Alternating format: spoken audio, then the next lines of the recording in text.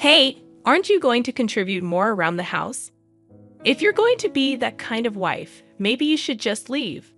I sat there, stunned by my mother-in-law's harsh words. Her cold, intense gaze bore into me.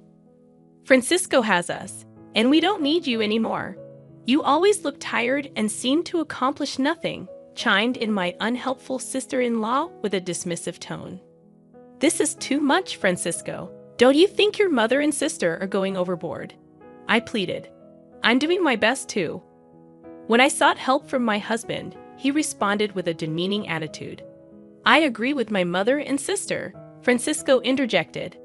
I'm busy with work, and it's becoming a problem if you don't help with the chores. Besides, my relationship with the new part-time girl is progressing, and you're just baggage. Can you quickly pack and live somewhere else? Shocked by Francisco's words, I glanced at the three of them. They all seemed to blame me. A surge of rage welled up in my chest. I took a deep breath, calmed myself, and said, I understand. I need some time. My in-laws, who had once relied on me, were now falling apart. My name is Michelle, and I'm 32 years old. I work diligently, both at my job and in household chores. While it's not uncommon for women to continue working after marriage, I truly love my job and strive to succeed in the company I joined right after college. One morning, as I was getting ready for work, my husband, Francisco, approached with a pleading look. Michelle, can you take care of this? He handed me a file crammed with receipts and bills. You should manage the cafe's finances properly. I smiled and responded, sorry, but I'm really bad at that. I met Francisco while he was working part-time at a cafe I frequented. After a few chats, we began dating and eventually talked about marriage. Now, Francisco owns the cafe, but despite his ability to run the business, he struggles with paperwork and always asks me to handle the accounting. As I sighed, my mother-in-law added, Michelle, I suddenly feel like eating Chinese food tonight. Could you rinse the rice well? Also, Mia and the kids are coming this weekend, so we need to plan their meals. Sure, I got it. I nodded to my mother-in-law's request and hurriedly left the house. Before marriage, I was excited about my new life with Francisco. However, he suggested, my mom's lonely by herself. Why don't we all live together in our big house? So now I reside with his mother. To put it lightly, she's not proficient in household chores. When we moved in, the house was a bit of a mess. After my father-in-law passed away, she started living on a pension, which she mostly spends on dining out or ordering food. Francisco seems to believe that housework is a woman's job, making it my full responsibility. Francisco's sister, Nia, occasionally brings her kids home, and each time she does, my to-do list grows. I can't help but think that yet another chaotic weekend is approaching. Weekends, which should be precious times for recovering from the usual exhaustion, turn into moments where my sister-in-law's children ask to play or complain about being hungry. I find myself not only preparing meals in the kitchen, but also entertaining the children. Then, my sister-in-law drops a bombshell. Michelle, I'm getting divorced, and we'll be moving back here with the kids next month. I'm surprised, and for a moment, I'm lost for words. Really? Do you have something to say? She asks. No, I was just thinking. It must have been hard. When are you moving? I want to move as soon as possible. Surprised that my sister-in-law and her children will be moving in, I hope that maybe she will help, and household chores will become more manageable. While we had a normal relationship, I anticipate that this change might bring us closer and result in her contributing to the chores. Despite my positive attitude, reality has other plans. Perhaps because she grew up with my mother-in-law, my sister-in-law appears to live a life devoid of housework. She spends most of her time lounging on the sofa, watching TV, and always has some snack with her.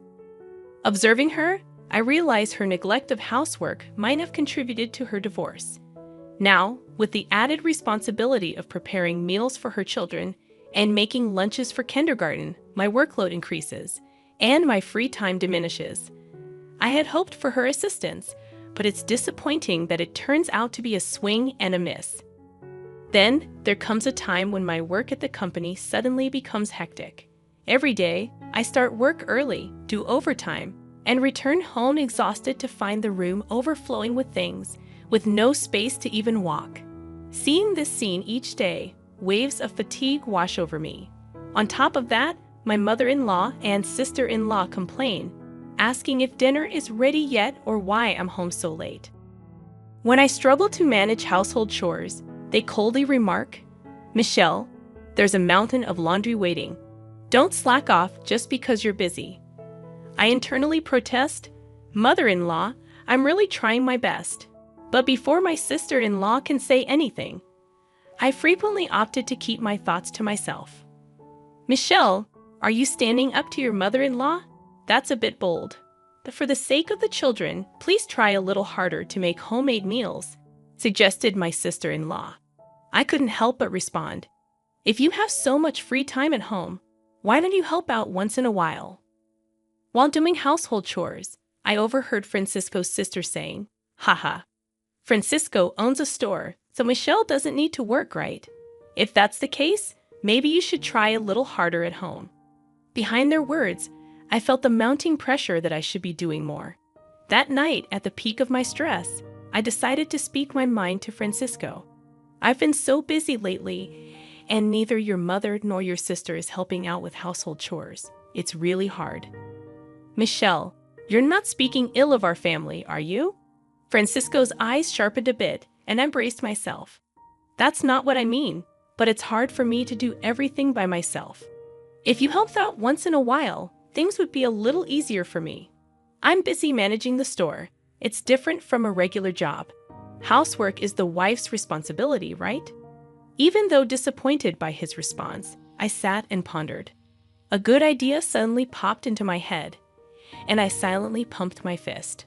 I immediately grabbed my smartphone, opened my favorite online shop, and started adding necessary items to the cart. After completing the purchase, I went to bed satisfied. A few days later, my new electronic household appliances, which would become my lifelines, were delivered to our home. The latest washing machine, a cleaning robot that reaches every corner of the room, and a rice cooker that cooks delicious rice without much effort. Each of them was a savior, making my daily life just a little bit easier and more enjoyable. While setting up the new washing machine, my mother-in-law and sister-in-law suddenly appeared with surprised expressions. "Wait, Michelle, you got such a fancy washing machine, but the old one was still good, wasn't it?" Smiling gently, I replied, "The old one took a bit too long, and I heard this new one shortens the laundry time." Their gaze then shifted to the cleaning robot and the new kitchen appliances. "See, I've also upgraded these," I said, showing them off a bit. "All these things, cleaning robots and convenient cooking appliances." "Michelle, come over here for a moment," my mother-in-law said inside the room. Seeing the slightly surprised expressions of my mother-in-law and sister-in-law, I smirked to myself. Francisco sat next to me, and the four of us began our discussion. "Why did you buy so many things?" My mother-in-law raised her voice. "Do you really need all these new appliances? Isn't it just because you want to make things a bit easier?" she continued. "Well, I thought it would be nice if things around the house could run a bit more smoothly," I replied with a slightly troubled expression. But my mother-in-law chimed in, "Relying too much on machines, aren't we?" The sister-in-law waved her hand, but I responded, "The appliances we had can still be used. Francisco is working hard managing his store. Maybe you should be more frugal." Francisco nodded in agreement with his sister, and in a quiet voice I murmured, "Maybe you're right." There was a hint of anger in my mother-in-law's eyes, and I stumbled over my words. "Are you even considering our household?" "I really am, but I'm just a bit exhausted," I replied. My mother-in-law raised her voice, exclaiming, "Enough. I can't believe you're our daughter-in-law." My sister-in-law, with a disgusted look, added, "I'll watch over Francisco. We don't need someone like you here." When I looked at Francisco, he said coldly, "I understand what Mom and Sis are saying, It's a bit difficult to have a wife who doesn't do housework. Looking at Francisco's face, my heart felt heavy. He continued with a cold smile. I have my own store, so I decide how to use my money. But being with someone who spends on anything and everything might be difficult. I was shaken by his words, but I looked into Francisco's eyes and counted to 10. He added with a hint of cruelty. Also, I've noticed things have been going well with that new part-time girl. She's more attractive than you are now. Maybe it's time for you to pack up and find a new place to live. A fire of anger surged within me, though I didn't voice it. Taking a step back and calming myself, I replied after a deep breath, "All right. I'll look for a new home. That's better." "Finally, you understand. I'll feel much better without you around," he said smugly. Francisco signed the divorce papers that night, and I moved to a nearby weekly rental apartment with just the bare essentials and the divorce paper. No one tried to stop me when I left. Did they ever really care about me? After submitting the divorce papers at the city office, I found a stylish apartment to start fresh. During this time, an unexpected opportunity came my way. A promotion I had been putting off because of my family situation. I seized this chance and began working as a section manager. Every day, as I dedicated myself entirely to my job, I felt a renewed sense of accomplishment. In the midst of these busy days, my phone rang. The caller ID showed it was my former mother-in-law. I thought we had nothing to do with each other anymore, right? Without checking her message, I swiped to dismiss the call. My new life had begun, and I wouldn't look back at the past. A year flew by. One weekend, as I was relaxing in my room, listening to my favorite music, my phone rang again. To my surprise, it was my former mother-in-law. Wondering what she wanted after all this time, I picked up. "Hello, is something wrong, Michelle?" I finally got through. "I didn't think you would answer after so many calls." "Well, it's been a while. What's going on?" I asked. She hesitated for a moment and then asked, "How's your new life?" Despite her probing tone, I replied cheerfully, "It's great. I love my new apartment, and work is going smoothly. I even got promoted and am living freely." "That's good, Michelle. Can you come back home?" I was taken aback and blurted out, "Why?" "We're struggling financially." I thought to myself, I knew it, and responded cautiously, "Francisco's cafe only makes about $1,000 a month, right? If no one else in the family works, things could be tough." "You knew about that?" she asked. Yes, Francisco's cafe wasn't doing well. I was fully aware of its financial situation since I handled all the accounting. But he pretended to be the successful owner without understanding the real state of his business. It was almost laughable how oblivious he was. I handled all the finances and procurement, so of course. I sensed her shock. "You knew and didn't tell us?" "We had no idea you were doing so well in such a big company, or that you were contributing so much to the household expenses," my former mother-in-law exclaimed. I admitted, "Yes, I contributed more than $3,000 every month. Thanks to that, you all managed." The truth was, I used my salary to bridge the gap in Francisco's business losses. He seemed completely unaware of the situation, and after I left, it seemed reality hit hard. "Michelle, can you please come back?" she asked. Curious, I inquired, "So how's Francisco's cafe doing now?" She sighed.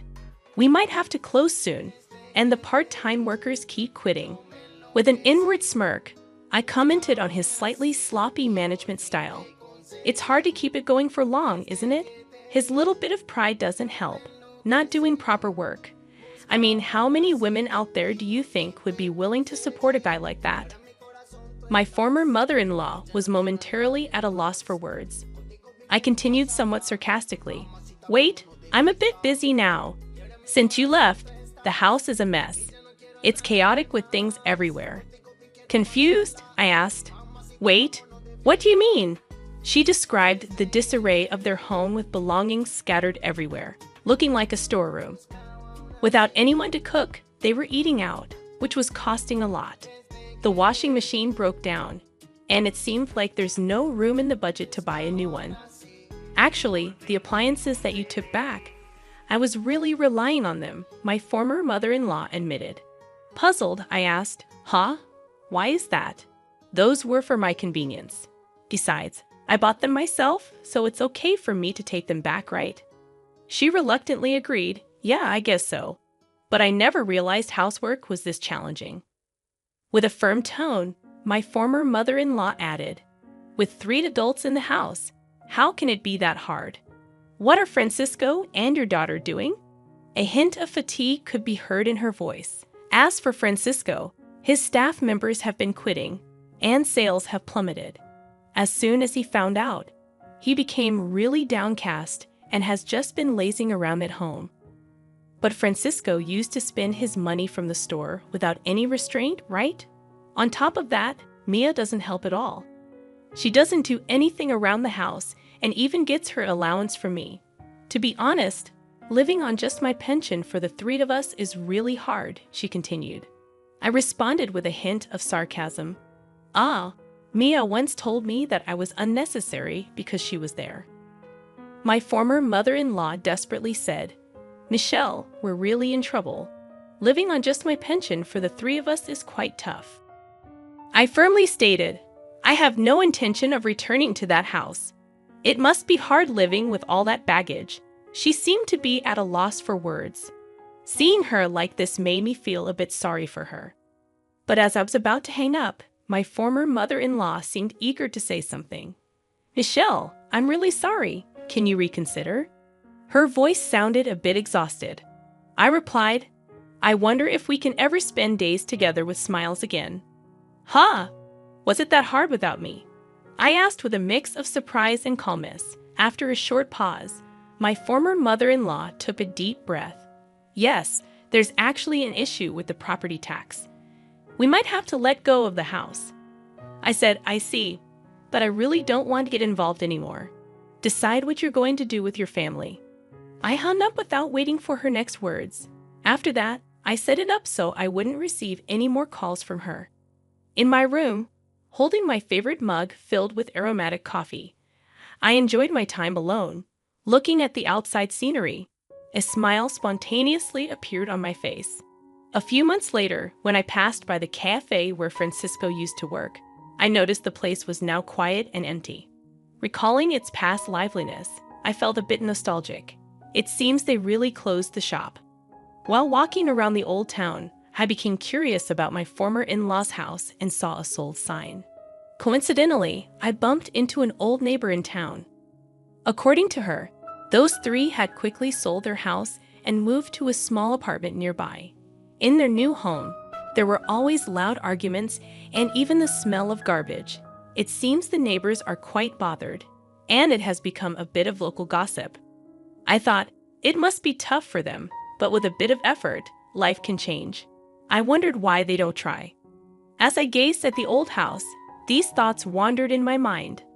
A lot has happened to me since then, but I'm living each day to the fullest. In fact, a handsome guy from my workplace confessed, saying, "I really admire your hardworking nature." Now we're enjoying our dates, and I'm really looking forward to what the future holds. If I get married again, I really want to be happy. I'm feeling very excited about it now.